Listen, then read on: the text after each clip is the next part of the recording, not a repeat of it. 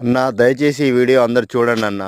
ఎందుకంటే ఏవేవో పనికిరాని యూట్యూబ్‌ల వీడియోలు చూస్తా ఉంటారు. దాని అర్థం పర్థం లేని వీడియోలు కూడా లైకులు కొడుతుంటారు. కానీ మా రైతులయి మాత్రం వీడియోలు ఎవరు చూడరు, లైక్ చేయరు, ఆదరణ అస్సలు లభించదు. మరి ఆ రైతులు ఏం పాపం చేసినో తెలవదు గానీ, ప్రకృతి అట్నే రైతులను నష్టం చేస్తుంది. ప్రభుత్వాలు నష్టం చేస్తాయి. ప్రతి ఒక్కరు రైతుని నష్టం చేస్తారు గానీ, వాళ్ళ బాధలు, కష్టాలు చెప్పుకోవడానికి ఒక యూట్యూబ్ లాంటి దాంట్లో కూడా ఎవరు సరిగ్గా ఆదరణ లేకపోతే ఎట్లా అన్నా? అందరికీ అన్నం గావాలి. అందరు తినడానికి అన్నం గావాలి. ప్రతి ఒక్కటి గావాలి గానీ, రైతుల బాధలు, రైతుల కష్టాల గురించి వాళ్ళు జేసే వీడియోలు మాత్రం ఎవరికీ అవసరం లేదన్న. ఎందుకన్నా అంతగా ఏం పాపం జేసిర్రు రైతులు?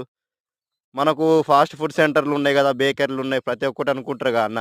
ప్రతి ఒక్క ముడి పదార్థం అన్నీ మన రైతులు పండించిన పంట ద్వారానే గా అన్న వచ్చేటియి. అక్కడ ఏమన్నా మిషన్‌లో, కంప్యూటర్‌లో డౌన్‌లోడ్ జేసేది కాదు గదా!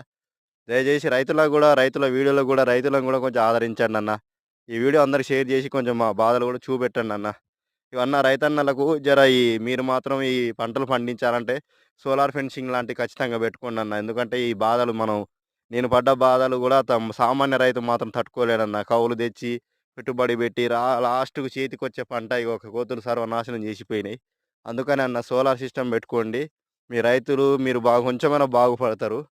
లేకపోతే మీరు చాలా నష్టపోతారన్న. ఈ వీడియో మాత్రం కొంచెం చూసిన వాళ్ళు ఓపికగా చూసి షేర్ చేయండన్న. మీకు తెలిసిన స్నేహితులున్నా, మీ కుటుంబ సభ్యులు ఎవరైనా దూరం ఉన్నా వాళ్ళకు పంపించండి. ఎందుకంటే చూద్దాంలే అవి మన వరకొస్తాయా, తింటాయా అని అనుకోవద్దన్న. కొంచెం నిర్లక్ష్యం చేసినా మొత్తం పంట ఇన్ని రోజులు చేసిన కష్టం అంతా వృధా అయిపోతుంది.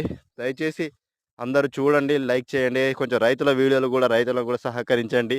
రైతు లేకపోతే భవిష్యత్తులో చానా కష్టమన్న. ఏదైనా డౌన్‌లోడ్ చేసుకున్నంతాన టెక్నాలజీ పెరిగింది. ఏఐ టెక్నాలజీ వచ్చింది. ఏవో వచ్చినా గూడా అన్నం మాత్రం డౌన్‌లోడ్ చేసుకుంటే అయ్యేది గాదు. రైతు కష్టపడితేనే అయ్యేది. ఓకేనా ఫ్రెండ్స్? షేర్